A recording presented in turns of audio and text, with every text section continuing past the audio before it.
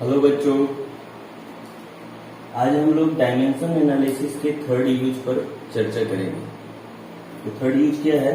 तो physical quantities के बीच में रिलेशन स्टैब्लिश कर सकते हैं हम लोग with the help of dimensional analysis. यानी डायमेंशन की मदद से हम दो या दो से ज्यादा फिजिकल क्वांटिटीज के बीच में क्या कर सकते हैं? तो हम लोग रिलेशन स्टैब्लिश कर सकते हैं। ठीक है, लेकिन इसमें एक शर्त है। डिमेरिट क्या है कि हम वैसे फिजिकल क्वांटिटीज के बीच में रिलेशन स्टैब्लिश कर सकते हैं जो कि या तो डिवीजन या तो प्रोडक्ट के फॉर्म में हो। अगर वो एडिशन या सब्ट्रैक्शन के फॉर्म में होगा तो हम उसके बीच में रिलेशन डिड्यूस नहीं कर सकते। तो इसका एक डिमेरिट है। ठीक है, तो चलिए इस डायमेंशनल एनालिसिस के यूज से हम कुछ इक्वेशन को डिराइव करने का कोशिश करते हैं। ठीक है, मान लिया जाए कि हमारे पास एक पेंडुलम है। ठीक है,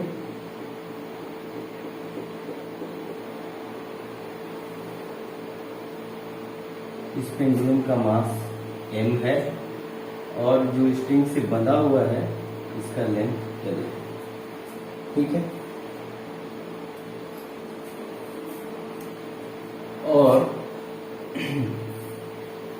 हम इसको क्या करते हैं? थीटा स्मॉल एम थीटा से डिस्प्लेस कर देते हैं। थीटा थीटा से तो क्या होगा? एक ऑसिलेशन करेगा। ठीक है, तो इस ऑसिलेशन का एक फिक्स्ड टाइम पीरियड होगा। यहां से अगर यहां से हमने इसको डिस्प्लेस किया है तो यहां तक जाने का और प्लस यहां से यहां आने तक का जो टाइम लगेगा वही इसका एक ऑसिलेशन का टाइम पीरियड कहलाता है ना।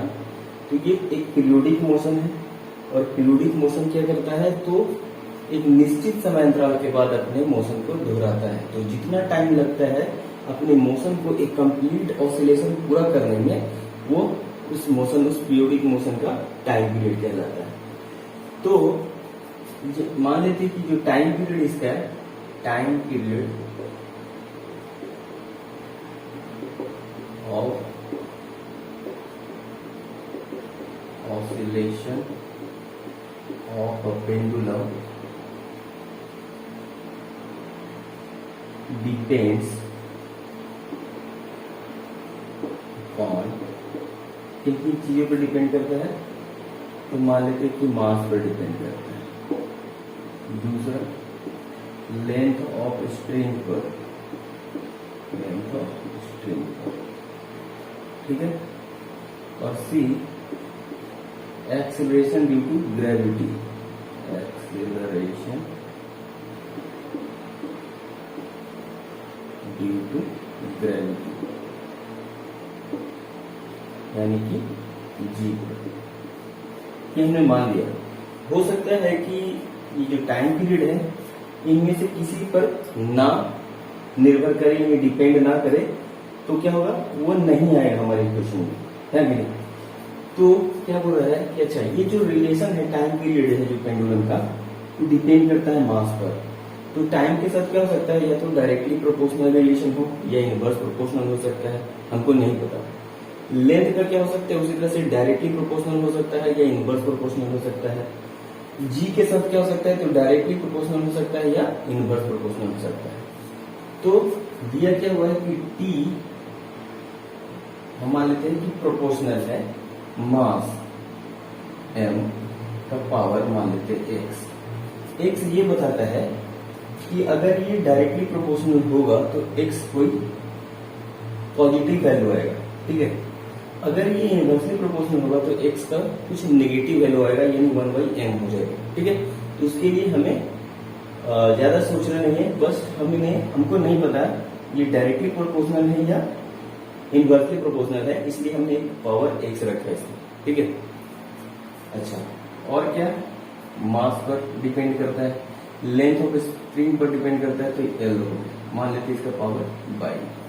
ठीक है, और g पर डिपेंड करता है, यानी एक्सेलरेशन ड्यू टू ग्रेविटी पर। तो t is directly proportional to g का पावर z मान। ठीक है, अब सबको अगर कंबाइन कर दें तो क्या हो जाएगा? t is directly proportional m to the power x, l to the power y and g to the power j। अगर ये प्रोपोर्शनलिटी हम हटा दे, प्रोपोर्शन का जो साइन है वो हटाए तो एक प्रोपोर्शनलिटी कांस्टेंट आता है, ठीक है। यानी t बराबर क्या हो जाएगा k m x l by g j।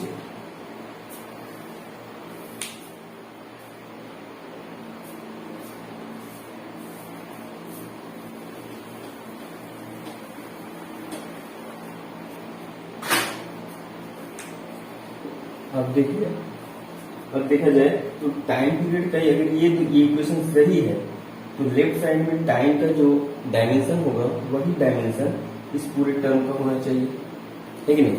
तभी ये इक्वेशन सही है, अदरवाइज ये डायमेंशनली इनकरेक्ट हो जाएगा।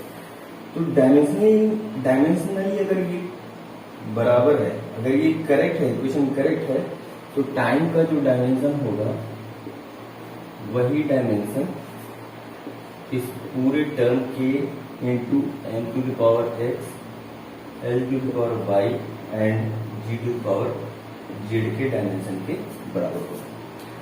टी का टाइम पीरियड का डायमेंशन क्या हो जाएगा टी, तो हम इसको लिख सकते हैं एन पे पावर 0, एल पे पावर 0 और टी, ये हो गया टाइम का डायमेंशन। ये जो कि प्रोपोर्शनलिटी कांस्टेंट है, कांस्टेंट का डायमेंशन नहीं होता, ये डायमेंशन लेस होता है, तो ये टर्म हट गया।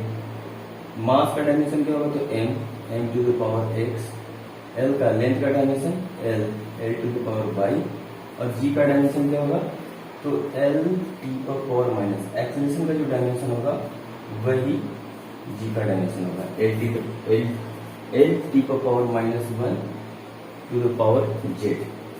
अब इसको सॉल्व करें, क्या हो जाएगा m0 l0 t बराबर mx l बाई, यहां से हो जाएगा l z इंटू टी की पावर माइनस जे।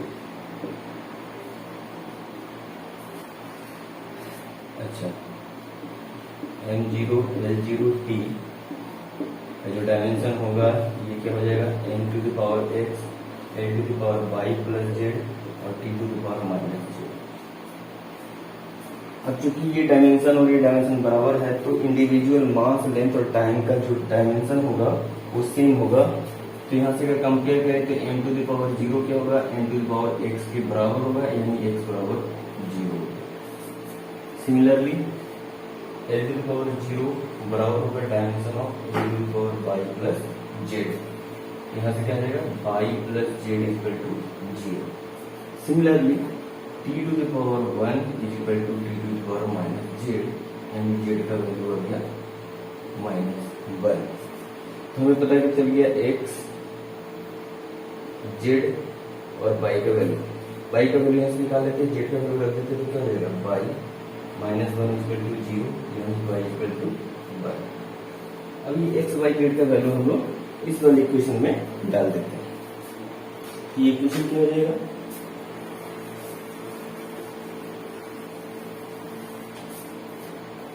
ये हो जाएगा t इज इक्वल टू के एम, एक्स का वैल्यू आ गया 0, यानी हो गया 0, ठीक है। एल का वैल्यू क्या आ गया, सॉरी एल की पावर हो गया y का वैल्यू हो गया 1, यानी एल हो गया एल। जी का वैल्यू क्या आ गया जेड का वैल्यू हो गया -1, तो हो गया जी पर पावर -1। इक्वेशन क्या हो गया के एल बाई जी।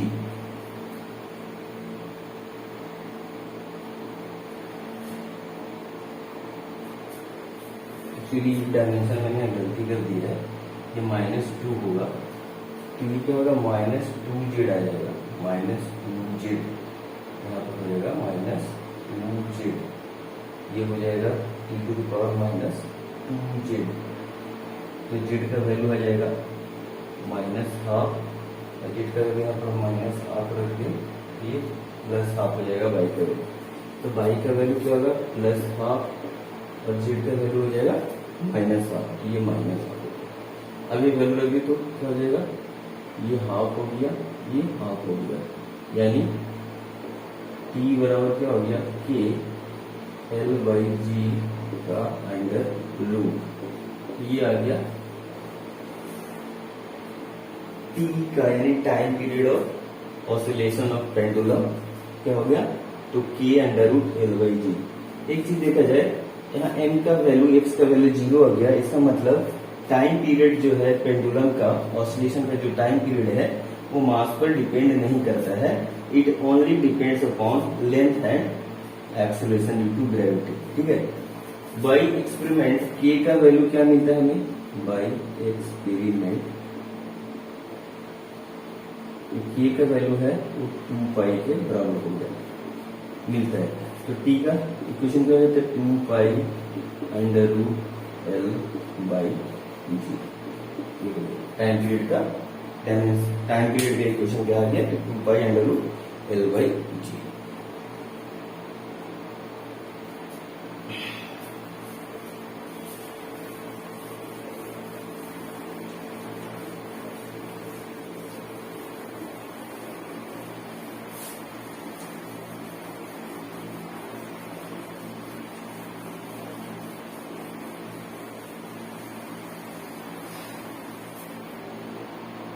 चलिए रिलेशन डिड्यूस करते हैं। माना जाए कि एक मास है, एक ऑब्जेक्ट है जिसका मास m है, इस पर फोर्स F लगाते हैं तो इसमें एक्सेलरेशन E हो जाता है, A पैदा होता है। ठीक है, तो इस फोर्स का मास और एक्सेलरेशन के साथ क्या रिलेशन है ना, तो लेट कर लेते हैं कि let force F directly proportional to mass का पावर कुछ x और डायरेक्टली प्रोपोर्शनल एक्सीलरेशन का पावर हो गया y। अब ये हमको नहीं पता है कि फोर्स मास के साथ डायरेक्टली प्रोपोर्शनल है या इनवर्सली प्रोपोर्शनल है, ये नहीं पता है कि एक्सीलरेशन के साथ डायरेक्टली प्रोपोर्शनल है या इनवर्सली प्रोपोर्शनल है। जस्ट लेट कर लेते हैं x और y है, जो भी x और y का पावर आएगा उसके अनुसार पता चलेगा कि force either directly proportional to mass और directly proportional to acceleration।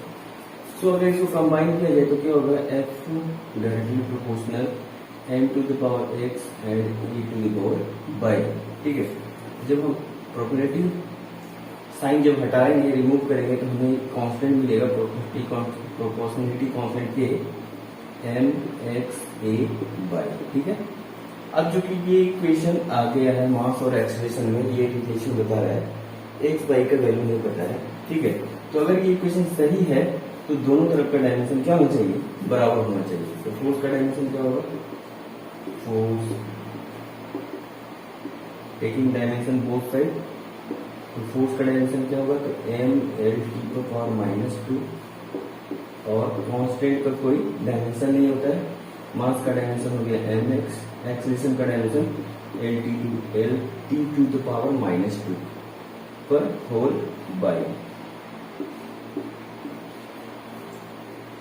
ये हो गया एम एल टी का पावर -2, ये हो गया एम एक्स एल के पावर बाई टी के पावर -2 बाई।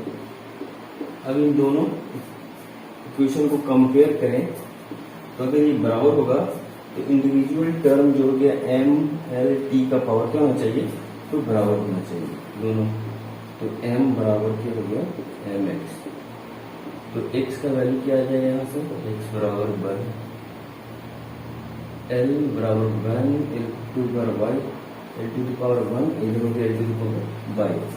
अगर ये दोनों बराबर कब होगा, जब y बराबर 1 होगा। Similarly t to the power -2 is equal to t to the power -2 y, ये दोनों बराबर कब होगा, तो जब -2 बराबर -2 y होगा, ये कैंसिल हो गया, तो y बराबर क्या हो गया y। ठीक है, अब ये x और y का वैल्यू हम लोग इस इक्वेशन में डाल देते हैं, पुट कर देते हैं। तो f बराबर क्या हो गया, k n to the power x का वैल्यू आ गया 1 और a का वैल्यू भी आ गया 1, तो बराबर के N A by experiment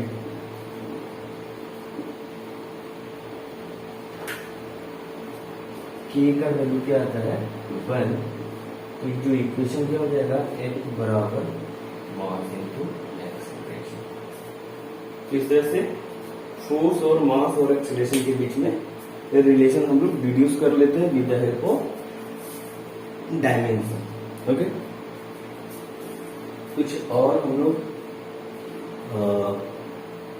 relation देखेंगे, रिलेशन एस्टेब्लिश करेंगे।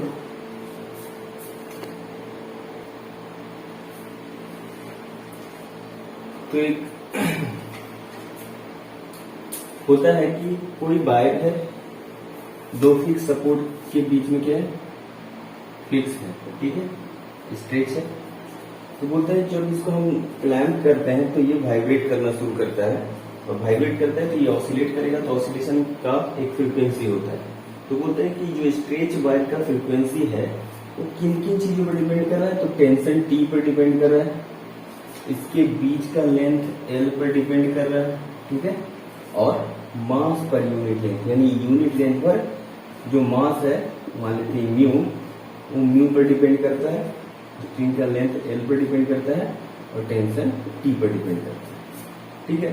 हमको नहीं पता कि फ्रीक्वेंसी जो है वो डायरेक्टली प्रोपोर्शनल है लेंथ टेंशन का या इनवर्सली, तो हम क्या करते हैं, एक पावर एक्स मान लेते हैं, T to the power X, यानी frequency is proportional to t to the power x. Similarly, frequency is proportional to the length to the power y and directly proportional to the mass per unit length to the power j.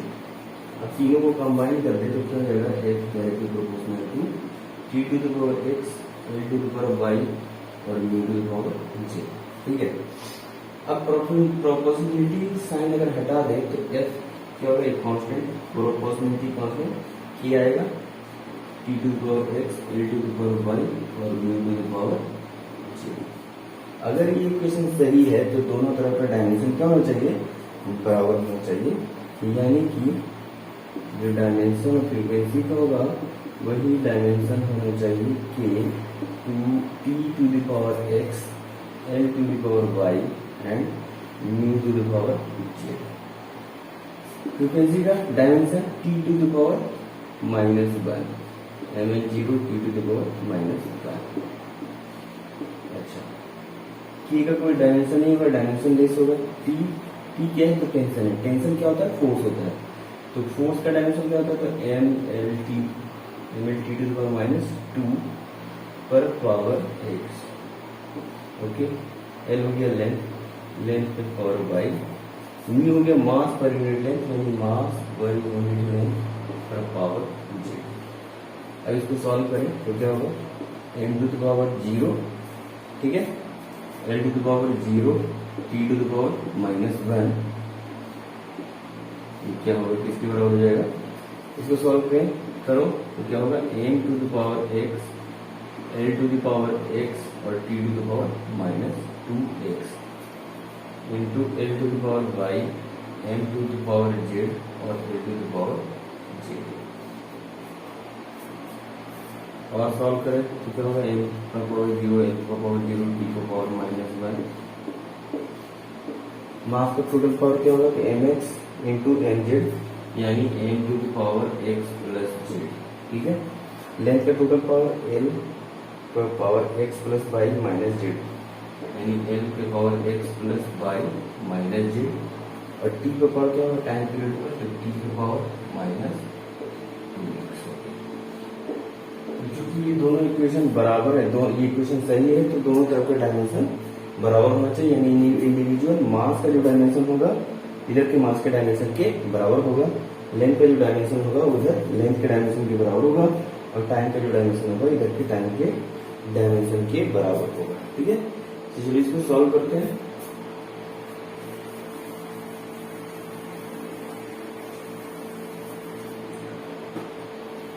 तो क्या होगा, M to the power zero बराबर M to the power X plus Z, तो X plus Z बराबर क्या हो गया, zero. उसी तरह से M to the power zero किसके बराबर होगा, L to the power X plus Y minus Z, यानी X plus Y minus Z equal to zero. Similarly time का पावर -1 यहाँ टाइम का पावर -2x के बराबर, यानी -1 equal to -2x, minus minus cancel, x equal to half. अब यहाँ पर x का वैल्यू रखते तो z का वैल्यू पता चल जाएगा, ठीक है। इसको बोलो 1, इसको बोलो 2, तो फ्रॉम इक्वेशन 1 क्या होगा, तो x का वैल्यू हाफ और z बराबर 0, तो z का वैल्यू हो जाएगा -हाफ, ठीक है। अब आगे सॉल्व करें,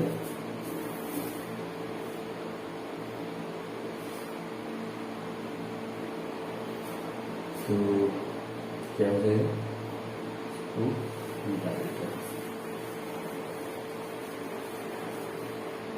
ये हमारा रिलेशन है यही वाला, इसमें एक्स वाई जेड का वैल्यू पुट करना होगा, तो ठीक है। अच्छा न्यू माफ करें, ठीक है, ये भी जेड का वैल्यू पता चल गया, इसका वैल्यू पता चलिए, वाई का वैल्यू पता करना है, तो कहाँ से पता चलेगा, फ्रॉम इक्वेशन 2 से, फ्रॉम इक्वेशन 2 से एक्स का वैल्यू पता चल गया है हमें हाफ, वाई का वैल्यू नहीं मालूम, जेड का वैल्यू तो माइनस बराबर क्या होना चाहिए, 0 के बराबर।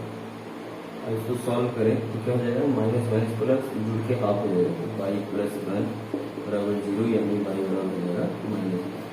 सिंपली क्या करना है, तो इस वाली इक्वेशन में एक्स वाई जेड का वैल्यू रख देना है, तो एफ बराबर हो जाएगा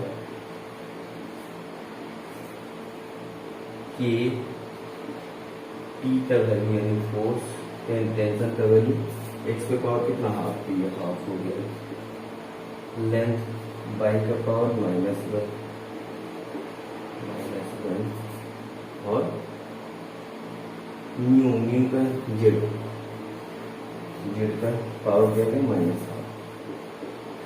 इसको क्या लिख सकते, फ्रीक्वेंसी एक हो गया, तो k/l t/μ का, तो इक्वेशन ये आ गया, यानी ऑसिलेशन ऑफ जो फ्रीक्वेंसी है ऑसिलेशन का वो क्या है, तो k/l इंटू √t/μ है।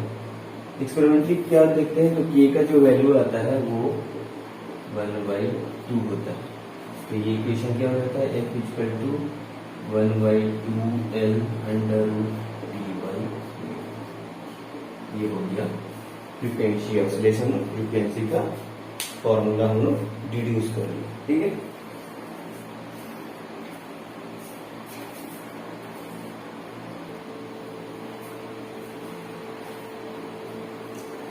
अभी दूसरा रिलेशन हम लोग स्टैब्लिश करेंगे, इसमें क्या दिया गया है कि एक स्फीयर है, ठीक है, ये स्फीयर है जिसका रेडियस r और मास m है, ठीक है। ये एक एक्सिस जो इससे पास करता है उसके अबाउट एंगुलर स्पीड ओमेगा से रोटेट कर रहा है, ठीक है।